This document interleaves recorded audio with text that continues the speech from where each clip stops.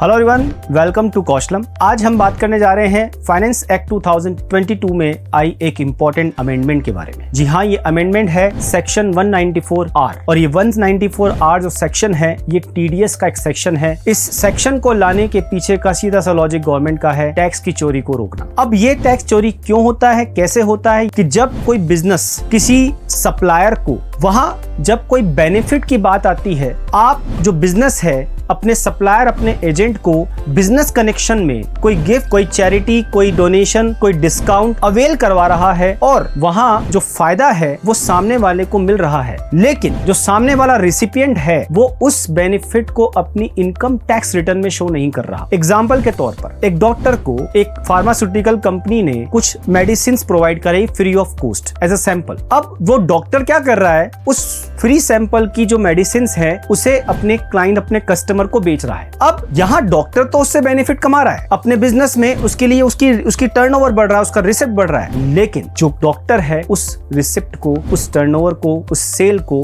अपनी बिजनेस की इनकम में शो नहीं करता। जिस फार्मास्यूटिकल कंपनी ने उस डॉक्टर को जो मेडिसिन दी वो तो उन्होंने अपना एक्सपेंस दिखाया, प्रमोशन एक्सपेंस दिखा दिया कि हमने इतना मेडिसिन दिया, तो कहीं ना कहीं उस फार्मास्यूटिकल कंपनी का प्रॉफिट कम हो गया, गवर्नमेंट को टैक्स का नुकसान होगा, लेकिन गवर्नमेंट को टैक्स वो खर्चा अलाउ करना पड़ेगा उस फार्मास्यूटिकल कंपनी को। अब प्रॉब्लम ये है कि गवर्नमेंट ये चाहती है कि डॉक्टर उस एक्सपेंस को, जो एक्सपेंस कंपनी दिखा रही है, डॉक्टर उसे अपनी रिसिप्ट दिखाए और अपनी इनकम में इसको शो करे, लेकिन डॉक्टर ऐसा नहीं कर रहा। इस वजह से ऐसी कई प्रॉब्लम्स, ऐसे कई इश्यूज आए इनकम टैक्स डिपार्टमेंट के सामने, गवर्नमेंट के सामने, जहां लोग इस तरह से टैक्स को बचा रहे हैं। इसलिए गवर्नमेंट फाइनेंस एक्ट 2022 में ये नया सेक्शन लेकर आई जिसकी एप्लीकेबिलिटी 1 जुलाई 2022 से है। जी हाँ, जहां बिजनेस ऐसा कोई पेमेंट करता है अपने सप्लायर, अपने एजेंट को बिजनेस कनेक्शन में, यहां ध्यान रखें पर्सनल कनेक्शन में नहीं है, बिजनेस कनेक्शन में मींस एक बिजनेस दूसरे बिजनेस को किसी भी तरह का कोई गिफ्ट, कोई परक्यूसिस्ट, कोई बेनिफिट प्रोवाइड कराता है, तो वो बेनिफिट उस रिसिपिएंट के लिए टैक्सेबल है।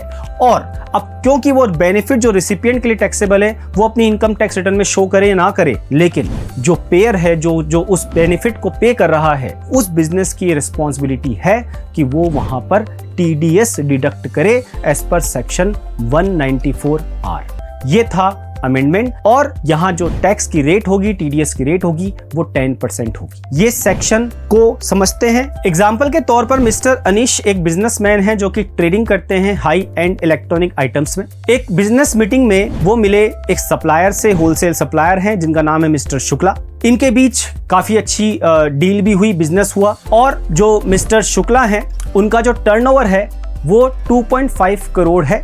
ये ऐसा इसलिए क्योंकि 1 करोड़ से ज्यादा का जब टर्नओवर होगा तभी आपके ऊपर ये सेक्शन अप्लाई होगा, इसलिए हम टर्नओवर का जिक्र कर रहे हैं। अब मिस्टर अनीश जो कि मिस्टर शुक्ला से मिले हैं एक बिजनेस डील में, वो उनसे रिक्वेस्ट कर रहे हैं कि उन्हें कुछ डिस्काउंट अवेल करवाएं, बट डिस्काउंट देने की जगह मिस्टर शुक्ला उन्हें स्पॉन्सर कर रहे हैं, 5 स्टार होटल में रहने की व्यवस्था दे रहे हैं, कन्वेंस की फैसिलिटी दे रहे हैं, और इसके अलावा एक रोलेक्स वॉच भी उन्हें गिफ्ट में दे रहे हैं।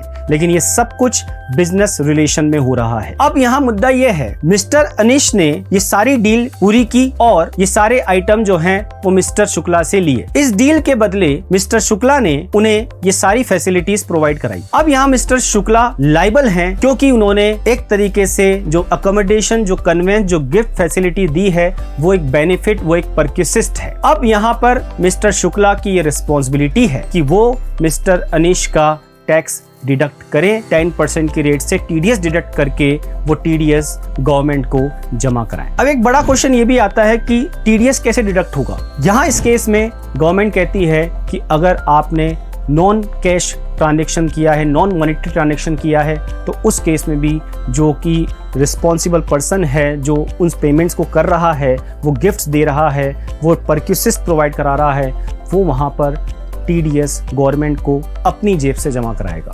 हाँ, इसका बेनिफिट डेफिनेटली मिस्टर अनीश जो रिसिपिएंट हैं उन्हें मिलेगा, उनके फॉर्म 26AS में वो टीडीएस का इनपुट उन्हें मिलेगा, लेकिन ये मिस्टर शुक्ला के ऊपर डिपेंड करता है कि या तो मिस्टर अनीश से उस टीडीएस का अमाउंट अलग से कैश में ले ले या फिर वो अपनी जेब से उस टीडीएस को जमा कराएं, लेकिन मिस्टर शुक्ला यहाँ रिस्पॉन्सिबल हैं उस टीडीएस का अमाउंट जमा कराने के लिए। अब यहाँ एक इंपॉर्टेंट बात और है कि ये सेक्शन किस पर अप्लाई नहीं हो रहा है। अगर आपके बिजनेस का टर्नओवर 1 करोड़ से कम है, या फिर अगर आप किसी प्रोफेशन में हैं 50 लाख से कम आपकी रिसिप्ट है, तो ये सेक्शन आपके ऊपर एप्लीकेबल नहीं होता है। अगर आप किसी पर्सनल कैपेसिटी में मींस बिजनेस रिलेशन में नहीं, आपने वो गिफ्ट, जैसे सपोज मिस्टर शुक्ला ने वो गिफ्ट, वो फैसिलिटी मिस्टर अनीश को पर्सनल कैपेसिटी में प्रोवाइड कराई होती, बिजनेस कनेक्शन में प्रोवाइड नहीं कराई होती, तो मिस्टर शुक्ला के ऊपर टीडीएस डिडक्ट करने की कोई भी रिस्पॉन्सिबिलिटी